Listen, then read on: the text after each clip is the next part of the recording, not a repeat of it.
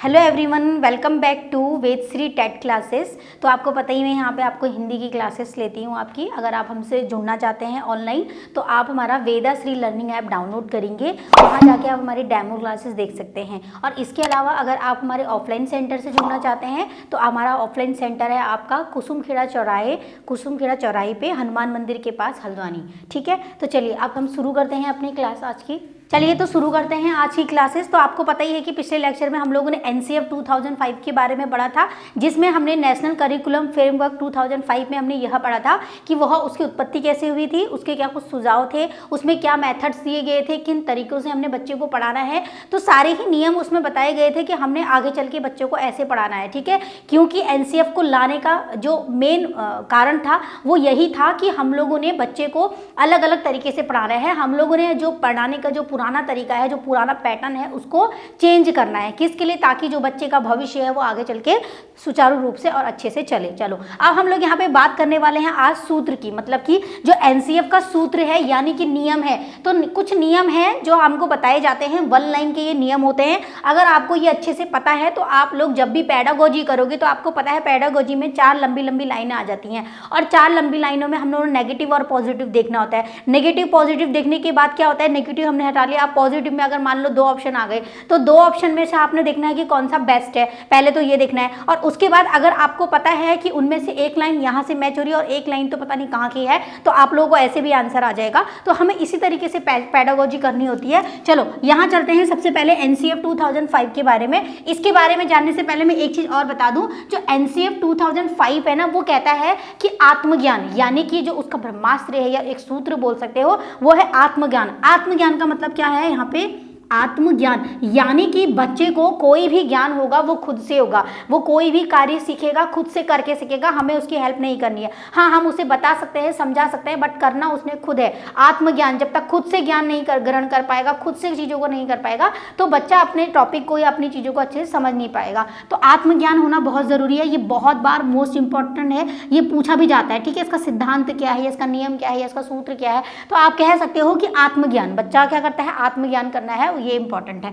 चलो इसके एनसीएफ 2005 के सूत्र के बारे में बात करते हैं। तो यहाँ पर सबसे पहला सूत्र आपके सामने आता है, बालक का सक्रिय होना।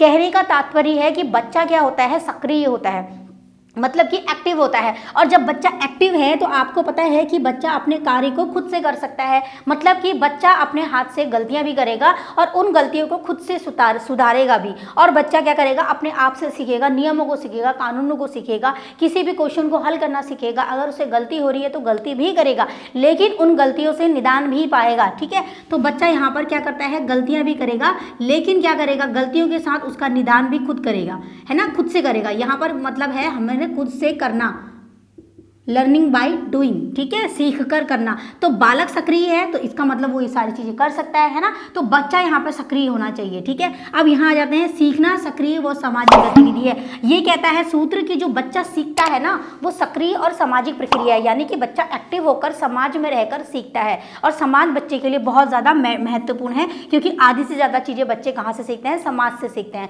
पहले परिवार आता है, फिर आस पड़ोस के लोग आते हैं, दोस्त यार आते हैं, तो इन सबसे ही बच्चा बहुत सारी चीजें सीखता है। और वो कब सीखेगा, जब बच्चा वहां पर क्या होगा, सक्रिय होगा, एक्टिव होगा। अब एक्टिव नहीं है, अगर वो निष्क्रिय है ना, अगर वो इनएक्टिव है, निष्क्रिय है, तो वो अपने कमरे से बाहर ही नहीं निकलेगा, अपने ही कमरे में बैठे रहेगा, खुद से पढ़ेगा, खुद करेगा, वो लोगों से मिलेगा जुलेगा नहीं, तो बच्चे को इंटरेस्ट ही नहीं है, वो निष्क्रिय है। तो इसीलिए कहते हैं कि बच्चे का सक्रिय होना बहुत ज्यादा इंपॉर्टेंट हो जाता है। अब यहाँ पे चलते हैं, तीसरा है, सीखने में यांत्रिकता बार बार नहीं होनी चाहिए। अब ये कह रहे हैं कि जब आप बच्चे को कोई चीज सिखाते हो, जैसे मैंने आप लोगों को एक टॉपिक पढ़ाया और मैं उसी टॉपिक को आज भी रिपीट कर रही हूँ, कल भी रिपीट कर रही हूँ, परसों भी रिपीट कर रही हूँ, यानी कि हम लोग एक ही टॉपिक को बार बार रिपीट करके बच्चों को ना पढ़ाए। उससे क्या होगा, बच्चा बोर हो जाएगा। बच्चा बोर होगा तो बच्चे को इंटरेस्ट नहीं आएगा, इंटरेस्ट नहीं होगा तो वो सक्रिय होने के अलावा क्या हो जाएगा, निष्क्रिय हो जाएगा।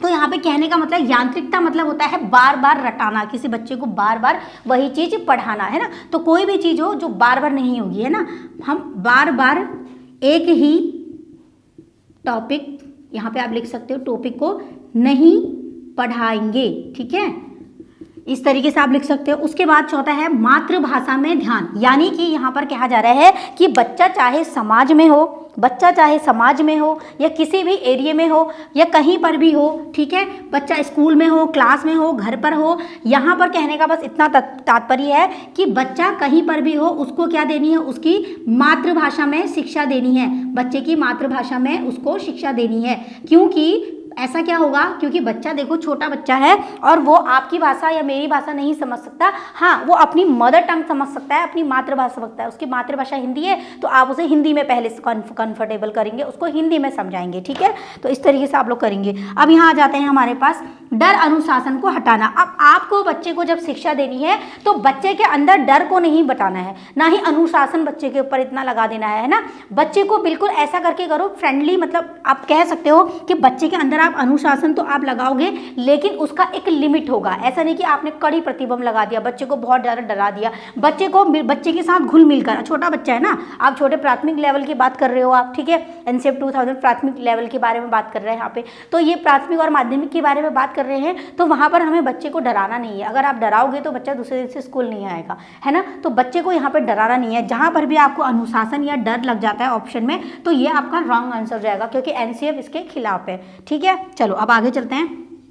प्राथमिक स्तर पर भाषा गणित प्रमुख स्थान, ये बोल रहे हैं कि जो हमारा प्राथमिक स्तर होता है 1 से 5 तक, हमारा जो छोटे बच्चे होते हैं ये क्या होते हैं, बहुत ही वो होते हैं, बच्चे बहुत मासूम होते हैं। यहाँ पर बच्चों को भाषा का ज्ञान देना चाहिए, यानी कि उनकी भाषा क्या है, भाषा के बारे में समझाना चाहिए, उनको भाषा सिखानी चाहिए, उनकी मातृ टंग है ना, मातृभाषा। और इसी तरीके से गणित बहुत महत्वपूर्ण होता है। तो 2 इसमें सब्जेक्ट बहुत ही महत्वपूर्ण होते हैं। गणित से क्या होता है, बच्चे के अंदर चिंतन की आती है, बच्चा क्या करता है, चिंतन करने लग जाता है ना। जब बच्चा चिंतन करेगा, गणितीय तार्किक करेगा, तार्किक तरीके से चीज़ों को समझेगा, तो उसका जो माइंड होगा, जो उसका बुद्धि होगी, वो क्या होगी, विकसित होगी। क्यों, क्योंकि वह वहाँ पर 2 गुणा 2, 3 गुना 4 इस तरीके से क्या पढ़ता है, प्लस माइनस चीज़ें पढ़ता है, और इससे उसकी बुद्धि क्या होती है, वो होती है। इसलिए प्राथमिक स्तर पर भाषा और गणित तो होनी ही होनी चाहिए, ये 2 लैंग्वेज होनी चाहिए, ठीक है। चलो अब यहाँ चलते हैं बहुभाषिक कक्षा, यानी कि यहाँ पर क्या होता है कि जैसे आपको पता है कि आपकी कक्षा में मान लो 50 बच्चे हैं और 50 बच्चे अलग अलग क्षेत्र से आ रहे हैं, है ना, क्या आ रहे हैं, अलग अलग क्षेत्र से आ रहे हैं, और अलग अलग क्षेत्र से आने के कारण क्या हो रहा है, उनकी बहुत सारी भाषाएं हो रही है। तो आपने यहाँ पर क्या करना है, बच्चे को उसकी मातृभाषा में, है ना, यहाँ पर बच्चे को मातृभाषा में ही समझाना है। आपने बच्चे को, ऐसा नहीं है कि बच्चा अलग से आ रहा है तो आप लोगों ने बस अपनी लैंग्वेज सुनाई, बच्चे ने सुना, उसको समझ में आया नहीं आया, छोड़ दिया, ऐसा नहीं करना है हमने, ठीक है। हमने बच्चे को, बहुभाषिक कक्षा है तो हमने बच्चे को उसकी भाषा, उसकी जो मातृभाषा है उसमें उस चीज़ को समझाना है, अगर वो जिस भाषा में समझ पा रहा है। उसके बाद है त्रिभाषा सूत्र। तो यहाँ पर ये बोलते हैं, जो एनसीएफ 2005 है हमारा, यह बोलता है कि जो हमारा बहुभाषिक यानी कि हमारा जो त्रिभाषा का सूत्र है, ये हमारी क्या है, भाषा है। और इसका त्रिभाषा का सूत्र क्या होता है, सबसे पहले हमने क्या देनी होती है, बच्चे को हिंदी में ज्ञान देना होता है। यानी कि अगर बच्चे की मातृभाषा हिंदी है तो हम पहले मातृभाषा देते हैं, उसके बाद मान लो उसकी कोई सेकेंड लैंग्वेज हो जाती है हमारी, क्या इंग्लिश हो जाती है, और उसके बाद हमारी क्या हो जाती है, कोई अदर, जैसे कोई और अलग अलग क्षेत्र से आ रहे हैं, जिसकी तमिल है, पंजाबी है वगैरह वगैरह, ठीक है। तो अदर में वो आ जाती है, आप यहाँ पे अदर्स लिख सकते हो, ठीक है, अदर्स लिख सकते हो, अदर लैंग्वेज। तो यहाँ पर आपका त्रिभाषा का सूत्र यही कहता है कि बच्चे को आपने उसकी मातृभाषा, ठीक है, अगर वो ऐसे राज्य में रह रहा है जहाँ पर उसकी मातृभाषा क्या है, हिंदी है, तो आप पहले हिंदी पढ़ाओगे और उसके बाद सेकंड लैंग्वेज इंग्लिश पढ़ाओगे, फिर अदर लैंग्वेज। अब मान लो आप किसी और देश क्षेत्र में चले जाते हो, वहाँ पर उसकी मातृभाषा इंग्लिश है और उसकी जो सेकंड लैंग्वेज हो जाएंगी वो अदर हो जाएंगी, ठीक है। तो इस तरीके से आप क्या करोगे, पहले उसकी मातृभाषा में पढ़ाओगे।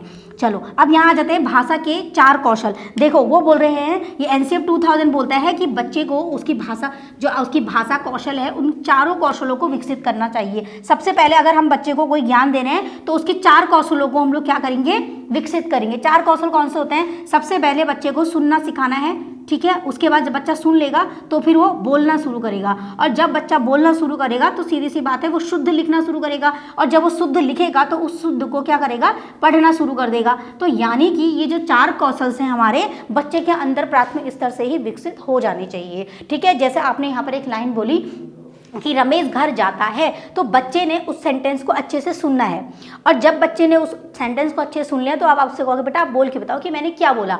तो बच्चा बोलेगा कि रमेश घर जाता है, ठीक है, उसने बोल दिया। अब आप क्या करोगे, उसे लिखना सिखाओगे। अब रमेश लिखने के लिए आपको पहले वर्ण सिखाने पड़ेंगे, स्वर दिखाने पड़ेंगे, और जब बच्चा इन सारी चीज़ों को सीख जाएगा तो वो लिखना भी सीख जाएगा, और जब बच्चा लिखना सीख जाएगा तो सीधी सी बात है फिर उसे वो पढ़ना भी सीख जाएगा। तो ये 4 कौशल कहते हैं। हमारा कौन एनसीएफ 2005 बोलता है कि प्राथमिक स्तर में बच्चों को हमने बहुभाषिक देना चाहिए, प्राथमिक स्तर पर उनको उनकी भाषा और गणित देनी चाहिए, त्रिभाषा यानी कि मातृभाषा में शिक्षा देनी चाहिए, 4 कौशल बच्चों को पढ़ानी चाहिए। उसके बाद है समावेशी कक्षा। अब आपको पता है हमने यहाँ पर बच्चे को, समावेशी कक्षा का मतलब होता है कि एक ही कक्षा में अलग अलग प्रकार के बच्चे बैठे हैं, ठीक है, तो उन सभी बच्चों को हम लोगों ने एक साथ बैठ के पढ़ाना है। इससे क्या होगा कि अलग अलग क्षेत्र से आके बच्चे बैठेंगे, एक साथ बैठेंगे, तो क्या होगा कि एक दूसरे की लैंग्वेज सीख सकते हैं, एक दूसरे की एक्टिविटी सीख सकते हैं, एक दूसरे के अच्छे गुण सीख सकते हैं। तो हमने ऐसा नहीं है कोई स्पेसिफिक बच्चा है, ठीक है, कोई स्पेसिफिक बच्चा है तो उसको अलग से लेकर पढ़ा रहे, नहीं, समावेशी मतलब पूरी एक कक्षा को एक साथ लेके चलना है, ठीक है। तो समावेशी भी हमारा क्या होता है, पॉजिटिव होता है शब्द। चलो अब फटाफट यहाँ पे चल लेते हैं। यहाँ देखो 5 विधियाँ हैं हमारी। अब देखो ये तो एनसीएफ 2005 में जो हमारी 5 विधियाँ बताई गई हैं। 5 विधियों का मतलब है कि बच्चे को आपने इन 5 विधियों से सिखाना है, ठीक है। आप प्राथमिक स्तर में, माध्यमिक स्तर में हमारे जो बच्चे हैं उनको कैसे सिखाएंगे, इन 5 विधियों से सिखाएंगे। अब ये 5 विधियाँ क्या हैं, सबसे पहले करके सीखना, लर्निंग बाय डूइंग, ठीक है, ये कहाँ है हमारे एनसीएफ 2000 में। अब यहाँ से आपसे क्वेश्चन पूछ लेगा, आपसे यहाँ पे क्वेश्चन पूछ लेगा कि यह बताइए कि सामूहिक विधि वाला जो मेथड है, सामूहिक मेथड जो है ये हमारा एनसीएफ में है या नहीं है, या पूछ लेगा कि एनसीएफ 2005 में से कौन सी विधि इनमें से है। तो आपको पढ़ लेना है। करके सीखना यानी कि लर्निंग बाय डूइंग, बच्चे को कोई प्रोजेक्ट दे दो और बच्चा खुद से करेगा, उसको आपने नहीं करना, आपने बस एक बार समझाना है, बोर्ड में करके बता देना है और बच्चा वो खुद से करेगा, ठीक है। उसके बाद है निरीक्षण विधि। आप बच्चे का इंस्पेक्शन कर सकते हो। इंस्पेक्शन आप क्लास के अंदर भी कर सकते हो, बाहर भी कर सकते हो। बच्चा किस तरह से खेल रहा है, एक्टिविटी क्या क्या कर रहा है, बच्चा कैसे बोल रहा है, किस तरीके से अपना बिहेव कर रहा है। तो निरीक्षण का मतलब होता है बच्चे पर इंस्पेक्शन करना, निरीक्षण करना। उसके बाद है परीक्षण विधि। आप बच्चे का टेस्ट मेथड ले सकते हो। जैसे आपने क्लास में पढ़ाया और कल को आपने क्या करा, बच्चे का परीक्षण ले लिया, टेस्ट ले लिया। इस विधि से भी आप बच्चे को पढ़ा सकते हो ताकि आपको पता चले कि आपने जो पढ़ाया है क्या बच्चे को समझ में आया है या नहीं आया है। तो परीक्षण विधि आ जाती है। उसके बाद है सामूहिक विधि, मतलब कि आपको कलेक्शन मेथड भी पढ़ाना है, मतलब कि आप इस विधि से बच्चे को पढ़ा सकते हो, ठीक है। जैसे आपने 4-4 बच्चों का समूह बना लिया और एक टॉपिक उन्हें दे दिया, बेटा मैं एक टॉपिक दे रहा हूँ, आप इसे तैयार करके लाओ ग्रुप में एक दूसरे से। अब बच्चा जब ग्रुप में आपस में एक दूसरे से कन्वर्सेशन करेगा तो वो एक्टिव भी रहेगा, इंटरेस्ट भी रहेगा और टॉपिक को अच्छे से समझ भी पाएगा, ठीक है। तो लैंग्वेज भी सीखेगा वो अपने ग्रुप वालों से। तो इस तरीके से यहाँ पे क्या होगा, हमारा ये बेनिफिट रहेगा। उसके बाद है मिश्रित विधि। मिश्रित विधि मतलब मिक्स्ड विधि। आप इन सारी विधियों को मिक्स करके भी बच्चे को पढ़ा सकते हो, है ना। तो इस तरीके से हमने क्या करना है, बच्चे को ज्ञान देना है। और ये सारी ही बातें हमारा कौन करता है, एनसीएफ 2005 करता है, राष्ट्रीय पाठ्यचर्या की रूपरेखा। तो ये हमारा एनसीएफ 2005 का पूरा टॉपिक था। आई होप आप लोगों को अच्छे से समझ में आया होगा। इसी तरीके से आप इसको पढ़िए और हर एक टॉपिक को अच्छे से देखिए और प्रीवियस ईयर के क्वेश्चन लगाइए। डेफिनेटली आप इस टॉपिक में पूरे के पूरे नंबर लेकर आएंगे। चलिए तो मैं मिलूंगी आपसे नेक्स्ट लेक्चर में, तब तक के लिए धन्यवाद।